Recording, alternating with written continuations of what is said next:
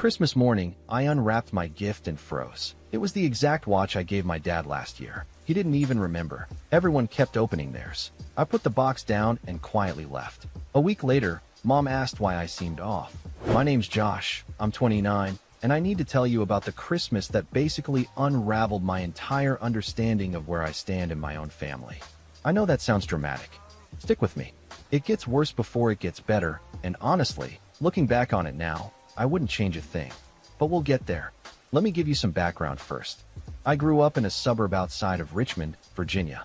Nice enough neighborhood, the kind where everyone has a riding mower they use exactly twice a year and a garage full of stuff they swear they're going to organize this weekend. My parents are Walt and Diane. Dad's a retired operations manager. Mom's a semi-retired real estate agent who still takes the occasional listing because she says it keeps her sharp. They've been married 34 years. My older brother is Sutton. He's 33, lives about 40 minutes from our parents with his wife Margot and their 2 kids, Benji and Clara. And then there's me, the second kid, the one who was always just kind of there. Now look, I'm not going to sit here and tell you my childhood was miserable, because it wasn't. I had food, clothes, a roof over my head, parents who technically showed up. But there's a difference between being present and being seen, and I figured that out early. Sutton was the golden child, valedictorian, captain of the lacrosse team, got into UVA on a partial scholarship, and you would have thought he cured a disease the way my parents talked about it. Every holiday, every family dinner, every random Tuesday phone call, the conversation always orbited around Sutton. What Sutton was doing at work, how Sutton's kids were in the 98th percentile for height, how Margot made the most incredible beef Wellington last Sunday. It was like living inside a newsletter about someone else's life. Me? I went to community college, transferred to a state school, got a degree in information systems, and landed a solid job doing IT infrastructure for a mid-sized logistics company. Not glamorous, but I'm good at it. I make decent money, and I actually like my work. But in my family's eyes, I might as well have been folding towels at a laundromat. Not because they ever said anything cruel outright. It was just this constant low hum of indifference. Like I was furniture. Comfortable. Functional. Not worth commenting on. I started noticing it more as I got older. At Thanksgiving, Mom would spend 20 minutes asking Sutton about his latest project at the consulting firm, then turn to me and say, "And how are you, sweetie?" With this tone that felt like she was checking a box. Dad was worse in a different way. He just didn't ask at all. We'd sit in the same room watching football, and the most I'd get was a nod and a hand me the remote. I told myself it was just how dads are. Some guys aren't talkers. Some guys show love by being in the room. I believed that for a long time. The Christmas thing had actually been building for years without me realizing it. Every year, I put real thought into gifts for my family. I'm talking research, planning, the whole deal. For Mom one year, I found a first edition copy of her favorite cookbook from the 70s, the one she said her own mother used to cook from. She hugged me, said it was sweet, and I saw it on a shelf in the guest room 3 months later, still in the tissue paper. For Sutton and Margot, I got a weekend reservation at this vineyard they'd been talking about. They went, had a great time, and never mentioned it again. But the gift for Dad is where this story really starts. Last Christmas, the one before the incident, I spent weeks finding the perfect watch for my father. Not some crazy luxury brand, but a really nice automatic with a leather strap, engraved on the back with his initials and the year he retired. It cost me about $600, which for my budget at the time was significant. I wrapped it myself, wrote a card about how much I admired his work ethic and how he taught me the value of showing up every day. Real stuff, from the heart. He opened it Christmas morning, looked at it, said, "Oh, that's sharp. Thanks, bud," and set it aside to watch Benji rip open a toy truck. I didn't see him wear it once in the next 12 months. Not once. But I told myself maybe he was saving it for special occasions. Maybe he didn't want to scratch it. People do that with nice things, right? Fast forward to this past Christmas. The whole family at Mom and Dad's house, same as always. The tree was up, Bing Crosby was playing from a speaker that Dad still doesn't know how to connect to Wi-Fi, and Margot had brought some kind of fig and goat cheese appetizer that everyone acted like was a revelation of modern cuisine.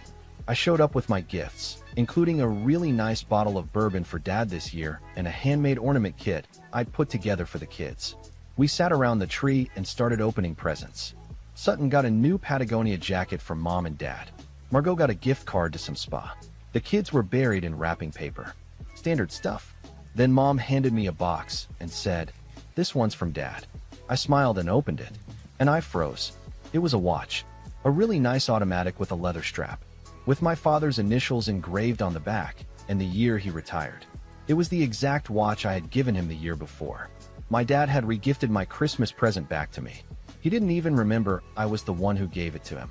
I sat there staring at it while the room buzzed with wrapping paper and laughter around me. Nobody noticed.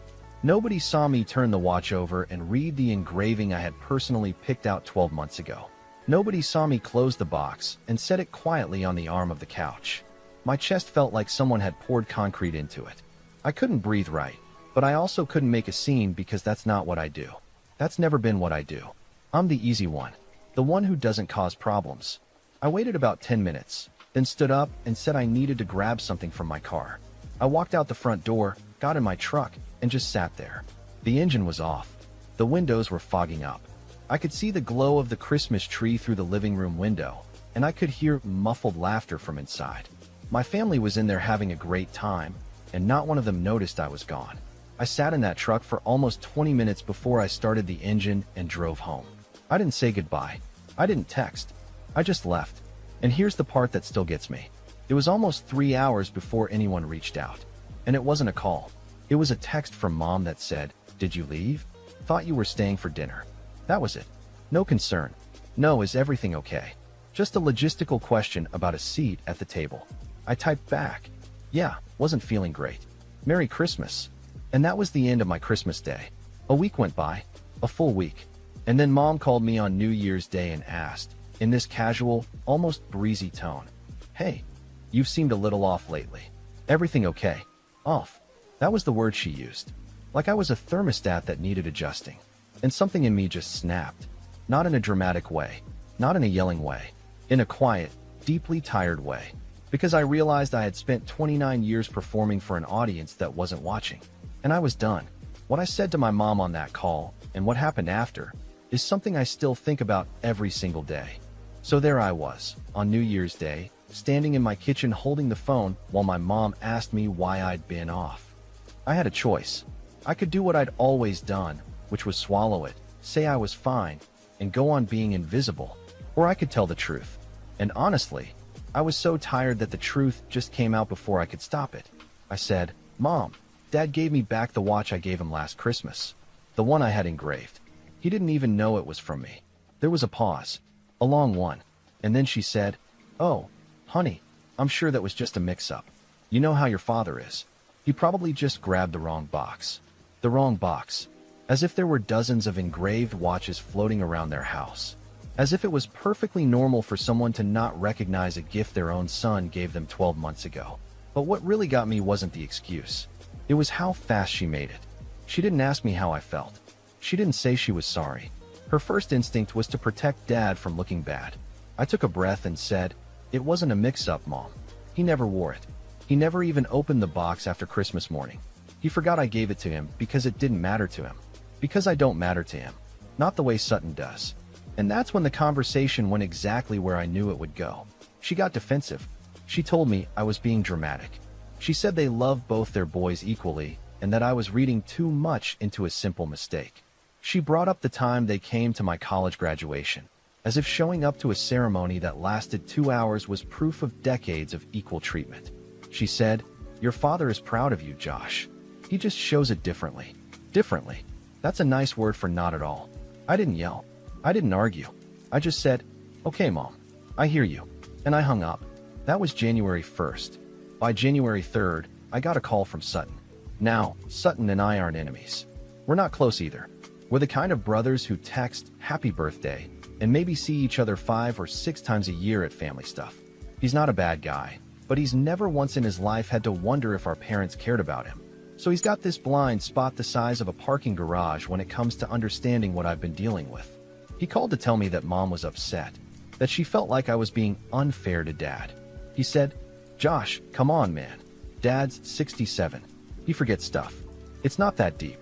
I said, "Sutton, he gave me back my own gift. A gift I spent $600 on. A gift I had engraved with his initials. And he had no idea. Sutton got quiet for a second, then said, "Okay, yeah, that's not great. But you know how he is. He's not a sentimental guy. He cried when you got promoted last year." I said, "Silence." A long one this time, because he knew I was right. Dad had literally gotten choked up at Thanksgiving dinner when Sutton announced his promotion to senior partner. Pulled him into a hug, said he was proud, the whole deal.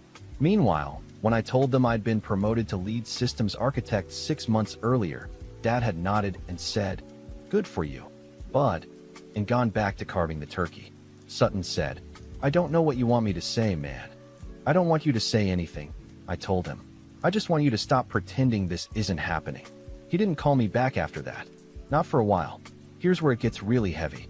About 2 weeks later, mid-January, Mom invited me to Sunday dinner.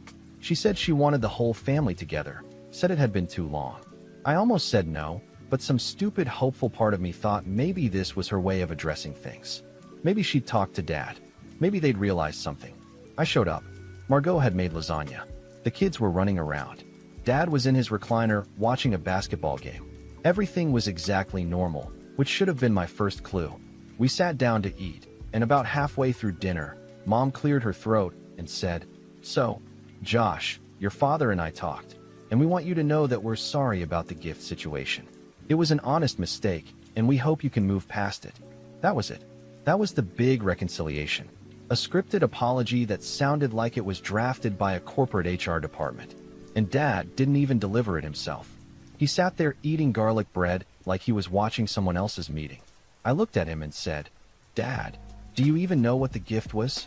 He looked up, chewed, swallowed, and said, "It was a watch, right?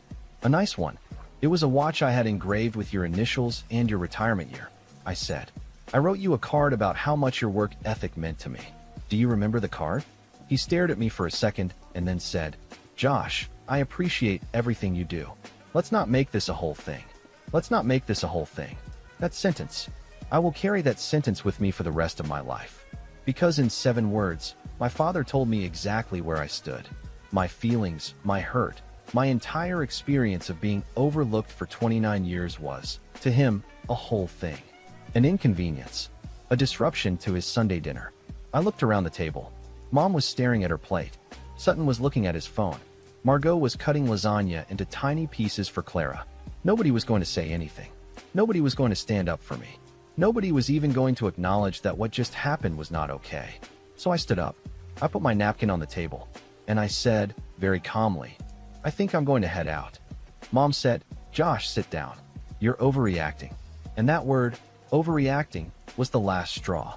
Because I had spent my entire life underreacting.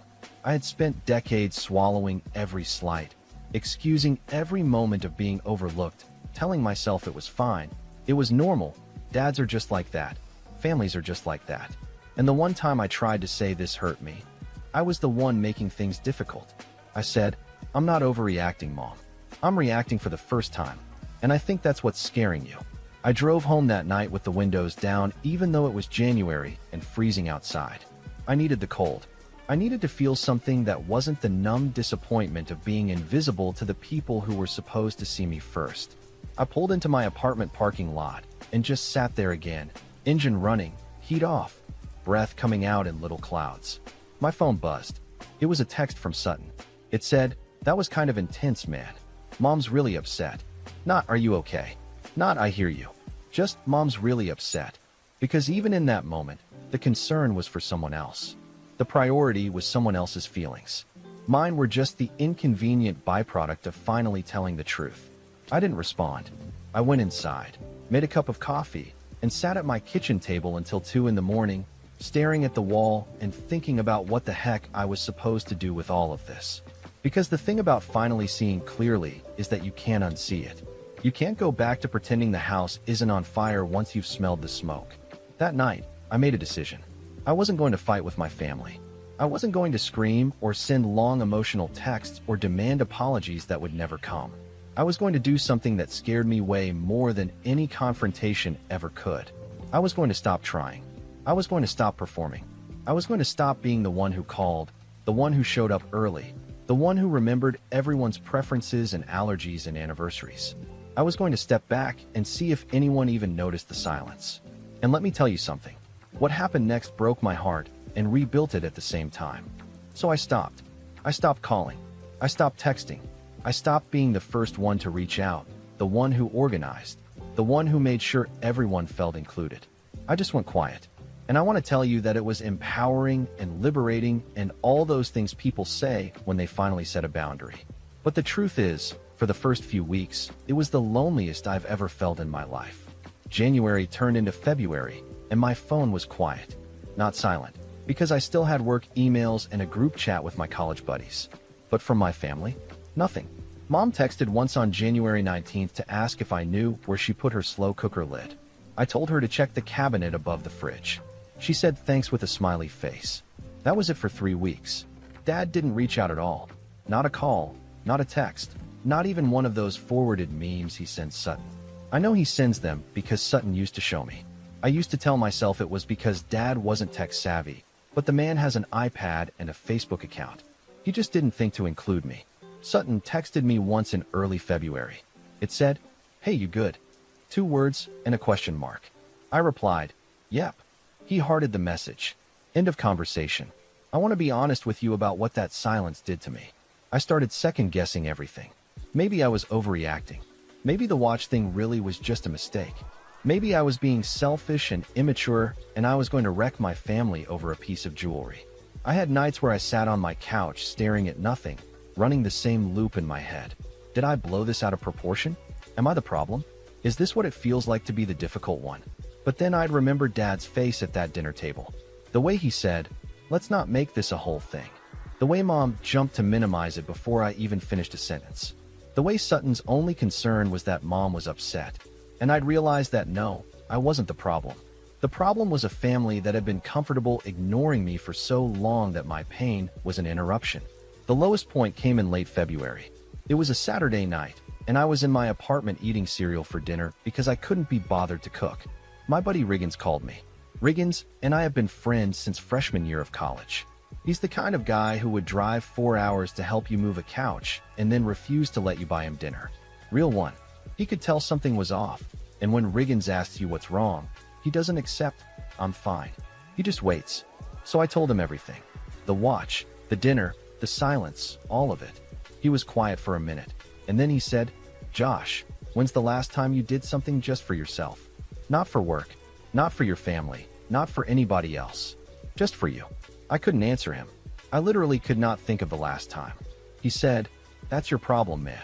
You've been pouring into people who don't pour back, and now you're empty. You gotta fill your own cup." It sounds like a motivational poster, I know. But sometimes the truth is simple. I had spent so much energy trying to earn my family's attention that I'd forgotten to build a life that didn't depend on it. So that's what I started doing. I signed up for a woodworking class at a community workshop near my apartment. I'd always been interested in building things, working with my hands, but I never made time for it because weekends were usually reserved for family stuff. The class was on Saturday mornings, taught by this retired carpenter named Deacon who looked like he'd been carved out of oak himself. The guy had forearms like tree trunks and a voice like gravel, but he was the most patient teacher I'd ever had. He'd stand behind you while you were trying to cut a dovetail joint and say, "Slow down, son. The wood's not going anywhere." Something about that steadiness grounded me. I started looking forward to Saturday mornings more than anything else in my week. In March, something else happened that I wasn't expecting. I met someone. Her name was Tully, short for Tallulah, which she hated, so don't call her that. She was a project manager at a civil engineering firm, and I met her at a friend's birthday thing at this rooftop bar downtown.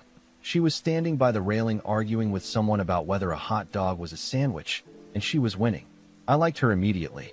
Tully was different from anyone I'd dated before. She was direct, not rude, just honest in a way that felt like fresh air after years of living in a family where nobody said what they meant. On our third date, I told her about the watch. I didn't plan to. It just came up because she asked about my family, and I got quiet, and like Riggins, she didn't let me off the hook. When I finished telling her, she looked at me and said, "Josh, that's not a mix-up. That's someone telling you where you rank without using words." Nobody had ever put it that plainly. And hearing someone else validate what I'd been feeling made something shift inside me. I wasn't crazy. I wasn't being dramatic. I was a person who had been quietly devalued by the people who were supposed to value him most, and I had every right to step back.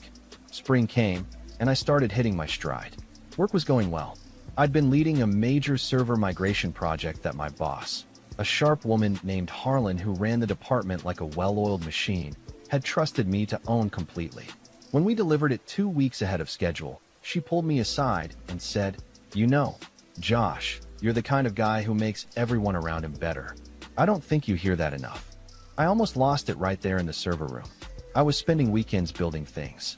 Deacon had me working on an end table that was actually starting to look like furniture and not a crime scene. Qley and I were seeing each other regularly, and it was easy in a way that relationships hadn't been for me before. She didn't need me to perform.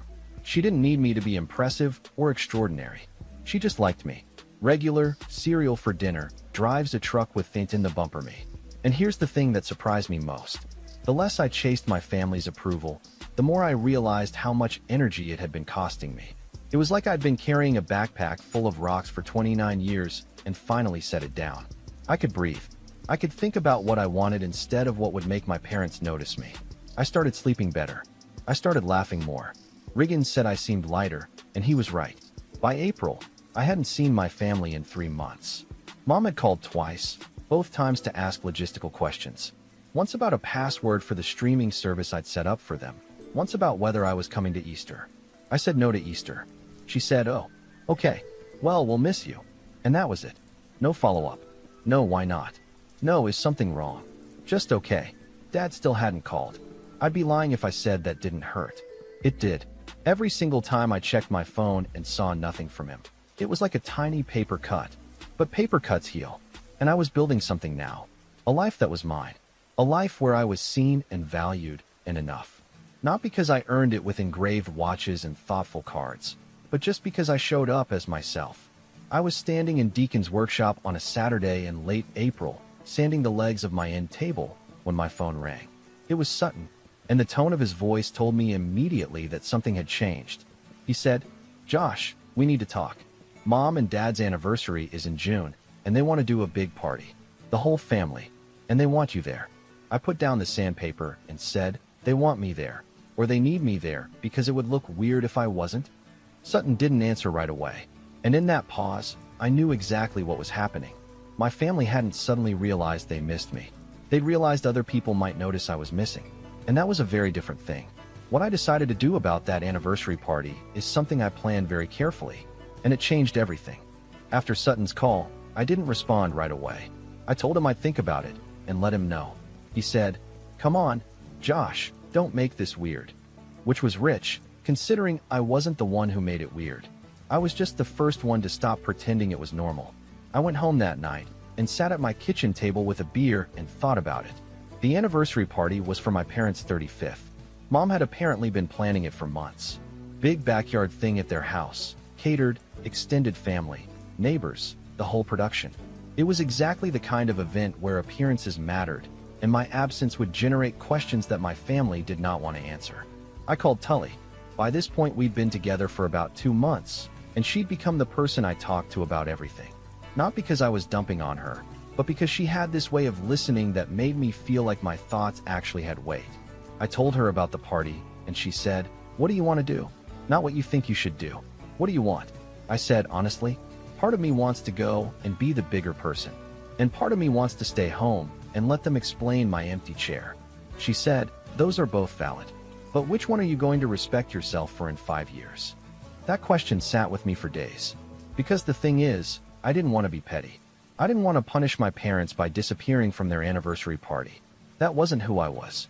But I also couldn't walk in there and play the role of Happy Josh, the easygoing second son who's just thrilled to be included. That version of me was retired. I talked to Riggins about it over lunch the following week. He had a different perspective. "Go," he said, with his mouth full of a sandwich. "But go on your terms. Don't go as the kid who's been overlooked. Go as the man who knows his worth. There's a difference." "What does that look like?" I asked. He shrugged.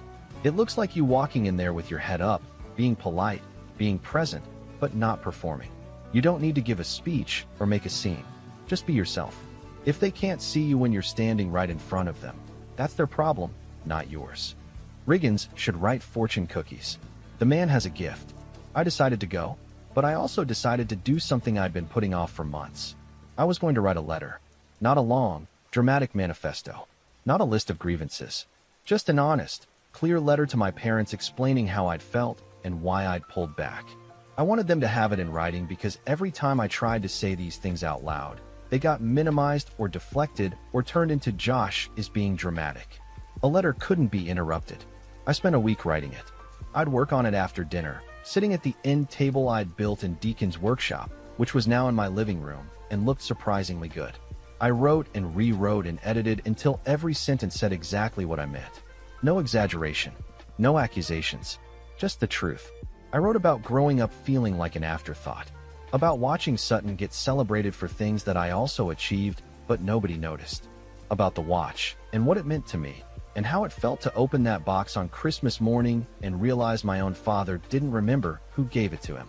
I wrote about the dinner where Dad said, "Let's not make this a whole thing," and how those 7 words told me everything I needed to know about how seriously my feelings were taken. I wrote about the silence after I pulled back, and how it confirmed what I'd always feared, that my presence was noticed about as much as a background app on their phone. But I also wrote about what I was building. My job, my workshop, my relationship, my friendships. I wrote that I wasn't angry. I was just clear. And clarity meant I couldn't keep showing up to a dynamic that didn't serve me and pretending it was fine. I ended the letter by saying I'd be at the anniversary party because I loved them, but that things were going to be different going forward. I wasn't going to chase them anymore. I wasn't going to be the one who called first, showed up early, or pretended everything was fine when it wasn't. If they wanted a relationship with me, they were going to have to build one. A real one. Not one where I did all the work and they collected the benefits. I put the letter in an envelope and planned to give it to them after the party. Not during. I wasn't trying to make a scene. I just wanted them to read it when they were alone, in their own time, without an audience or a chance to deflect. The party was set for the second Saturday in June. In the weeks leading up to it, I focused on work, on Qley, on finishing a new project in the workshop, a bookshelf this time, more ambitious than the end table, but Deacon said I was ready. I felt steady, grounded in a way I hadn't felt in years. Whatever happened at that party, I knew who I was. And for the first time, that was enough. Qley agreed to come with me. She'd never met my family, and I was honest with her about what to expect. I said, "They're not bad people. They're just not good at seeing me. So if it feels like I'm a background character at my own family's party, that's because I have been for most of my life." She looked at me and said, "You're nobody's background character, Josh." And then she kissed me and told me to stop being so dramatic, which made me laugh because she was the only person who could say that word to me without it stinging. The morning of the party, I put on a nice shirt, loaded the bookshelf I'd built into my truck as an anniversary gift, and picked up Qley. On the drive over, I was calm. Not numb, not bracing for impact. Just calm. Like I'd already made peace with whatever was going to happen because the outcome didn't determine my value anymore. We pulled up to my parents' house around noon. The yard was decorated, tables set up, string lights hung between the trees. Mom had gone all out. There were maybe 40, 50 people milling around. Extended family I hadn't seen in years, neighbors, some of my parents' friends from church. It looked beautiful, I'll give her that. Sutton spotted me first. He walked over with a beer in his hand and said, "Hey man, glad you came." He looked at Qley and extended his hand. "I'm Sutton, the brother." Qley shook his hand and said, "I've heard a lot about you." The way she said it, perfectly neutral, made me love her a little more. I carried the bookshelf around back and found Mom near the caterer's table adjusting napkin placements like the fate of the free world depended on symmetry.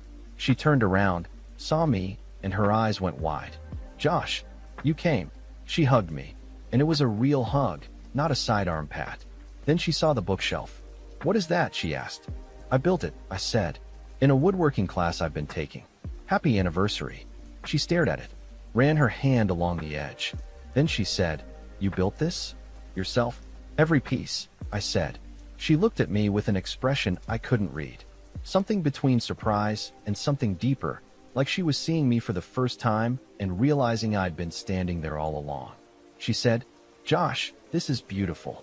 But that moment was cut short because Aunt Cordelia came over and started asking about the caterer, and Mom was pulled away. Qley squeezed my hand. Dad was across the yard, near the grill, talking to a neighbor. I watched him for a minute. He looked older than I remembered. Smaller, somehow. When he saw me, he nodded. Just a nod. Same as always. I nodded back.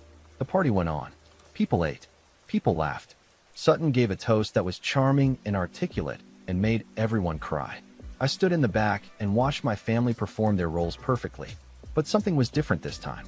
I wasn't trying to squeeze into the picture. I wasn't angling for a mention or a moment. I was just there, present but not performing. And for the first time, I felt something unexpected. I felt free. What happened after Sutton's toast, though, I did not see coming. Not even close. After Sutton's toast, people clapped, glasses clinked, and Mom was dabbing her eyes. Then Uncle Hank, my dad's brother, who's perpetually 3 beers deep and has zero filter, stood up and said, "All right, enough from the favorite son. Let's hear from the other one. Josh, get up here." I froze. Tully gave me a look that said, "You don't have to, and also, but you could." Every eye turned to me. I hadn't planned on saying anything. But Uncle Hank was already clapping, others joined in. And suddenly, I was walking toward the front with nothing prepared and a heartbeat that could have powered a small city. I stood next to the table where my parents were sitting. Dad was looking at me with his usual unreadable expression. Mom had her hands clasped together like she was praying I wouldn't say something that would require damage control later. I looked out at the crowd and said, "I'm not really a speech guy, so I'll keep this short. Mom, Dad, 35 years is a long time. That's more than most people manage, and it means something. I know I'm not the son who gives the big toasts." I looked at Sutton. That's his department. But I want to say something that I've been carrying around for a while. The yard went quiet. Even the kids stopped running. When I was a kid, I said, I used to watch Dad come home from work every night at the same time. 5:45. He'd hang his jacket on the same hook, wash his hands at the kitchen sink, and sit down at the table. Every single day. And I thought, that's what commitment looks like. That's what it means to show up. Dad was watching me now. Really watching. Not the half glance, not the nod. Full attention.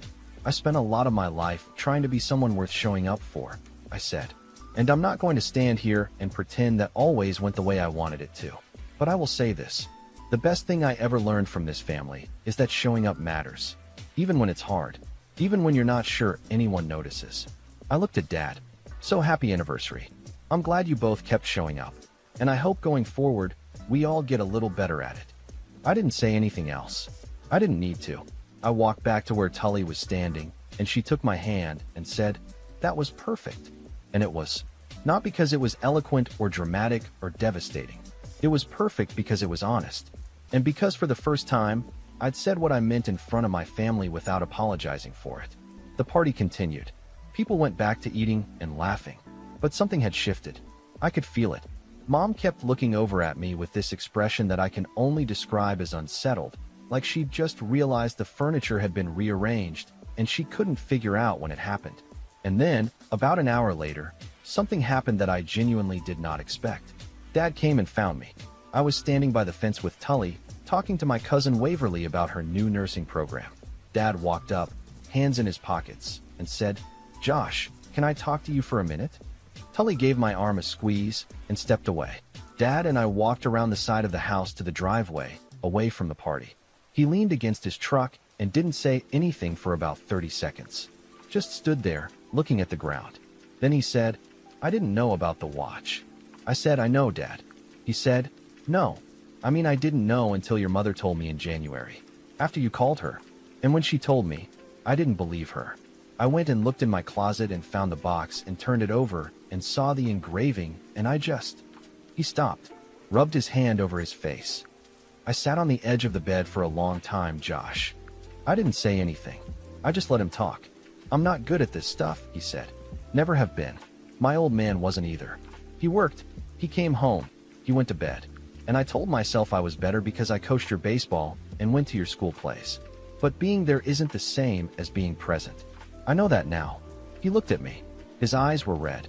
My father, who I had seen cry exactly once in my entire life, at his own mother's funeral, was standing in his driveway on his 35th wedding anniversary with red eyes because of me.